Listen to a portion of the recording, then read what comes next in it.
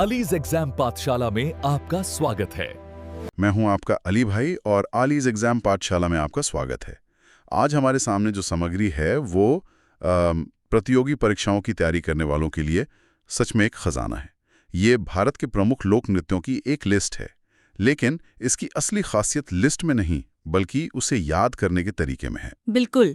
अक्सर परीक्षार्थी क्या करते हैं कि नामों की इतनी लंबी लिस्ट देखकर ही घबरा जाते हैं। ये जो गाइड है ये उस घबराहट का एक तरह से इलाज है। ये सिर्फ आपको जानकारी नहीं देती बल्कि हर राज्य के नृत्यों को याद रखने के लिए दिलचस्प कहानियां और ट्रिक्स, वो क्या कहते हैं, मिमोनिक्स का इस्तेमाल करती है। सही। तो आज हम इसी की गहराई में उतरेंगे और देखेंगे कि याद करने का ये तरीका कितना कारगर है। जी। तो चलिए इस मजेदार सफर की शुरुआत करते हैं और देखते हैं कि लोक नृत्य के सर दर्द के लिए ये बाम कितना असरदार है। शुरुआत करते हैं आंध्र प्रदेश से। यहाँ के सभी नृत्यों को याद रखने के लिए किरदार बनाया गया है, एक अंधा आदमी। हाँ। जैसे एक नृत्य है धिमसा, तो ट्रिक है धीमा सा चलता है अंधा आदमी। और फिर है लंबाड़ी। इसके लिए ट्रिक क्या है? इसके लिए है कि अंधे आदमी का दिन बहुत लंबा होता है। ये तो काफी सीधा और सरल तरीका लग रहा है ना? हाँ। और उसकी खूबी यह है कि सारे के सारे नृत्य उसी एक किरदार से जुड़ जाते हैं। अच्छा। जैसे एक है भामाकल्पम। जी, वो भीम की बस कल्पना ही कर सकता है। और वीरनाट्यम। अच्छा। उसे अपनी वीरता का नाटक करना पड़ता है। फिर कहानी थोड़ी और पर्सनल हो जाती है। अच्छा। हाँ। सिद्धि माधुरी, उसकी सीधी सादी माधुरी से शादी हो गई। और गोभी? वो रोज गोभी की सब्जी बनाती है। क्या बात है। देखिए, दिमाग के लिए अलग अलग तथ्य याद रखने से बेहतर होता है एक कहानी याद रखना। हाँ। और यहाँ एक ही कहानी में 5-6 नृत्य कवर हो गए। ये बात तो है। यहाँ पर एक चीज बहुत दिलचस्प है। आंध्र प्रदेश की ट्रिक छोटे छोटे जुमलों का कलेक्शन है जी। लेकिन अगला राज्य जो है असम, वहां की ट्रिक तो एक पूरी फिल्म की कहानी लगती है। ट्रिक का नाम है ऑसम बहू। बिल्कुल। और यही इन ट्रिक्स की विविधता है जो इन्हें मजेदार बनाती है। असम की कहानी शुरू होती है बिहू से, जो जाहिर है बहू से जुड़ता है। ओके। फिर कली गोपाल और खेल गोपाल, बहू इतनी औसम है कि कली और खेल से हर तरह से सब खुश है। और जब सब खुश है तो पूरा मोहल्ला झूम रहा है, जिससे झुमुरा नृत्य याद होता है। बिल्कुल। और खुशी में नागा नृत्य भी हो रहा है। यहाँ तक तो सब बहुत अच्छा चल रहा था, लेकिन कहानी में एक मोड़ आता है ना? हाँ, यहीं से ये ट्रिक और मजेदार हो जाती है। एक किरदार है अंकित जी, वो नाट गए यानी मना कर गए। इससे याद होता है अंकिया नाट। अच्छा, पर वो मना क्यों कर गए? क्योंकि बहू ने आते ही बिग रूम यानी बड़ा कमरा मांग लिया, जिससे याद होता है बगुरुम्बा। और इसका नतीजा क्या हुआ? तबाल चौंगली। तब सब चुगली करने लगे। अरे वाह! तो एक बहू के आने से लेकर मोहल्ले की चुगली तक इस एक कहानी में असम के सारे प्रमुख नृत्य याद हो जाते हैं। ये वाकई कमाल है। जी है। बिहा और विदेशी बहू। ये तो नाम से ही जाहिर है, जाट जटिन, जाट की जटिन से बिहा हो गया। और बिहा के बाद आई विदेशी बहू, जिससे नृत्य याद होता है विदेशिया। हाँ, लेकिन कहानी का असर जाट पर कुछ खास अच्छा नहीं हुआ। वो जोगिया और पनवारिया बन गया। इसके अलावा कुछ नृत्य सामाजिक पहचान से भी जुड़े हैं, जैसे धोबिया, जो धोबी समाज का नृत्य है। बिल्कुल। और घर के माहौल को भी इसमें शामिल किया है, जैसे सामा चकेवा, यानी शाम को घर में चहल पहल रहती है। और झिझिया, जिसे सब प्यार से जीजिया कहते हैं। सही कहा। और एक बहुत महत्वपूर्ण नृत्य है डोमकच। ये खास तौर पर शादी ब्याह के मौकों पर महिलाओं द्वारा किया जाने वाला एक लोक नाट्य है, जो बिहार और उसके पड़ोसी राज्य झारखंड दोनों में बहुत लोकप्रिय है। अच्छा, तो ये इन दोनों राज्यों की साझा संस्कृति को दिखाता है। जी हाँ। तो बिहार की इस पारिवारिक कहानी से अब हम इसके पड़ोसी राज्य झारखंड और साथ ही छत्तीसगढ़ की तरफ चलते हैं। जी। जैसा आपने बताया, झारखंड में फगुआ और डोमकच बिहार से साझा हैं। बिल्कुल। लेकिन छत्तीसगढ़ की ट्रिक बिल्कुल अलग है, पांडव और तोता। हाँ, और ये बहुत सीधी और असरदार ट्रिक है। पंडवानी तो बहुत प्रसिद्ध है। इसमें महाभारत के पांडवों की कहानी गाकर सुनाई जाती है और इसे अंतर्राष्ट्रीय स्तर पर पहचान दिलाने का श्रेय तीजन बाई को जाता है। ये तो एक बहुत ही महत्वपूर्ण जानकारी है। कभी कभी परीक्षा में कलाकार का नाम भी पूछ लिया जाता है। बिल्कुल। और तोता का क्या कनेक्शन है? छत्तीसगढ़ में सुआ का मतलब तोता होता है, तो सुआ नृत्य में महिलाएं तोते की तरह नाचती हैं। इसके अलावा है पंथी नृत्य और राउत नाचा। मतलब पूरी रात नाच चलेगा। सही पकड़ा। और कहानी को पूरा करने के लिए एक किरदार है नवा रानी, यानी छत्तीसगढ़ के राजा की नई रानी आई है। तो बस पांडव, तोता, रात भर नाच और नई रानी, इन 4 चीजों से छत्तीसगढ़ के सारे नृत्य याद। क्या बात है। अब मैदानों से निकलकर समुद्र किनारे चलते हैं। गोवा।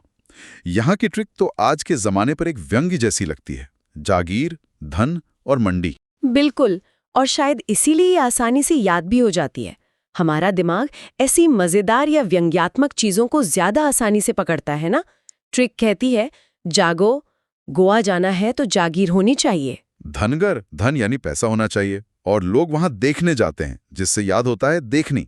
जी, और मांडो मतलब गोवा एक मंडी जैसा लगता है, बहुत भीड़ भाड़। और कुछ लोग तो पूरे कुनबे को लेकर पहुंच जाते हैं, जिससे नृत्य याद होता है कुनबी। और वहां जाकर सब गोवा के रंग में ढल जाते हैं, जिससे ढालो नृत्य याद होता है। इनके अलावा दशावतार, फुगड़ी और शिगमो भी गोवा के प्रमुख नृत्य और त्योहार हैं। ये ट्रिक बहुत प्रैक्टिकल है, क्योंकि ये गोवा की बनी बनाई छवि से सीधे जुड़ती है। बिल्कुल सही। अब अंत में गुजरात और हरियाणा की बात कर लेते हैं।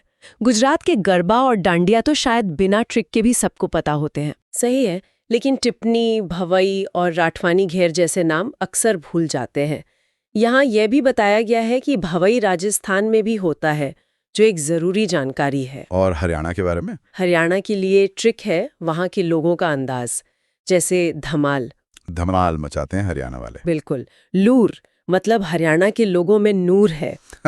और झूमर नृत्य, यहाँ स्रोत में साफ साफ लिखा है कि यह असम के झूमुरा से अलग है।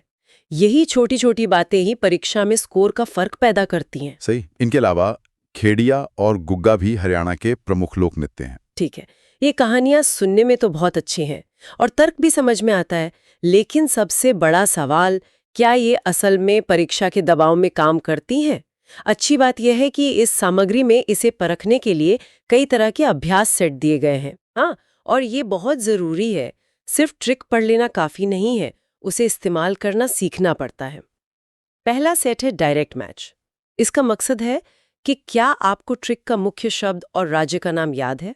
जैसे एक सवाल है, धिमसा किस राज्य से संबंधित है, तो दिमाग में तुरंत क्लिक करता है धीमा सा, अंधा आदमी यानी आंध्र प्रदेश, या फिर बगरुम्बा किस राज्य का है? और जवाब तुरंत आता है असम, क्योंकि बहू ने बिगरूम मांगा था। ये सेट दिमाग में एक सीधा कनेक्शन बनाने के लिए है। इसी में अरुणाचल प्रदेश के भी कुछ नृत्य दिए गए हैं, जो दिखाता है कि अभ्यास का दायरा थ्योरी से भी आगे है। बिल्कुल। अगला सेट है स्टोरी लॉजिक। ये डायरेक्ट मैथ से कैसे अलग है? इसमें सिर्फ रटना काम नहीं आता, इसमें आपको कहानी का लॉजिक समझना पड़ता है। जैसे सवाल है भामा कल्पम, भीम की कल्पना कौन करता है? जवाब कहानी से ही निकलेगा, आंध्र प्रदेश का अंधा आदमी। सही। एक और उदाहरण है तबाल चुंगली, सब चुगली कब करने लगे? इसका जवाब भी कहानी के अंदर ही है। असम, जब औसम बहू ने बड़ा रूम मांगा था। ये आपकी समझ को परखता है। अब आते हैं तीसरे और सबसे दिलचस्प सेट पर, ट्रिकी वंस यानी पेचीदा सवाल। ये वो सवाल है जो आपको फंसा सकते हैं। जैसे पहला ही सवाल है, अंकिया नाट, कौन नाट गया था? जवाब तुरंत याद आता है, असम, क्योंकि अंकित जी काम का बहाना बनाकर नाट गए थे। जी। फिर एक और है, नागा नृत्य कहाँ हो रहा था? यहाँ लोग नागालैंड से धोखा खा सकते हैं, लेकिन कहानी याद है तो जवाब साफ है, असम, औसम बहू के आने की खुशी में। बिल्कुल। ये सेट कहानी के छोटे छोटे डिटेल्स पर ध्यान केंद्रित करता है, जो अक्सर नजरअंदाज हो जाते हैं। और अगला सेट तो मेरा पसंदीदा है, कंफ्यूजन किलर। मुझे लगता है कि ये तैयारी करने वालों के लिए सबसे जरूरी है। मैं पूरी तरह सहमत हूँ। किसी भी प्रतियोगी परीक्षा की तैयारी का सबसे मुश्किल हिस्सा होता है मिलते जुलते नामों के बीच फर्क करना। जैसे जुमरा कहाँ का है? असम। और ये हरियाणा या छत्तीसगढ़ के झूमर से अलग है। ये ट्रिक इस भ्रम को हमेशा के लिए खत्म कर देती है। बिल्कुल। इसी तरह के और भी उदाहरण हैं। गोभी की सब्जी कहाँ बन रही थी? आंध्र प्रदेश में। सामा चकेवा में शाम को चहल पहल कहाँ रहती है? बिहार में। ये सेट भरोसे को मजबूत करता है कि मुश्किल समय में ये ट्रिक काम आएगी। और अंतिम 2 सेट्स, फाइनल राउंड और द टफेस्ट, आपको असली परीक्षा के लिए तैयार करते हैं। इसमें मिक्स सवाल हैं, जैसे शिगमो कहाँ का है? गोवा। धोबिया, बिहार। पनवारिया, कौन बना था बिहार का जाट? ये तेज गति वाले सवाल हैं। और सबसे कठिन सेट में तो कोई कहानी का हिंट भी नहीं है, सीधे नाम दिए गए हैं और राज्य बताना है, जैसे विदेशिया, बिहार, लूर, हरियाणा, सुआ। छत्तीसगढ़। बिल्कुल, ये दिखाता है कि इन ट्रिक्स का अंतिम लक्ष्य यही है कि ये एक सीढ़ी की तरह काम करें। आप इनका सहारा लेकर ऊपर चढ़ें, लेकिन मंजिल पर पहुंचने के बाद आपको जवाब बिना किसी सहारे के भी पता हो। अभ्यास का यही असली मकसद है। तो आज हमने देखा कि कैसे रचनात्मक कहानियों और ट्रिक्स के जरिए मुश्किल जानकारी को न सिर्फ याद किया जा सकता है, बल्कि उसे मजेदार भी बनाया जा सकता है। जी। ये तरीका सिर्फ लोक नृत्यों के लिए ही नहीं, बल्कि किसी भी विषय को सीखने का एक शक्तिशाली टूल हो सकता है। बिल्कुल। और ये सामग्री एक बहुत जरूरी बात पर जोर देती है, रिवीजन ही सफलता की कुंजी है। ट्रिक्स आपको एक बेहतरीन शुरुआत देती हैं, एक नींव बनाती हैं, लेकिन उस ज्ञान को स्थायी बनाने के लिए बार-बार अभ्यास और दोहराने ही एकमात्र रास्ता है। और जाते जाते सुनने वालों के लिए एक सवाल छोड़ जाते हैं, जो इस सामग्री के अंत में भी पूछा गया है। आपके हिसाब से सीखने के लिए किस तरह के सवाल ज्यादा बेहतर हैं, मिसमैच वाले या फिल इन द ब्लैंक्स वाले? इस पर सोचिएगा जरूर। वीडियो अच्छी लगी हो तो लाइक करें और चैनल को सब्सक्राइब करें। PDF डाउनलोड करने के लिए हमारे टेलीग्राम चैनल से जुड़ें।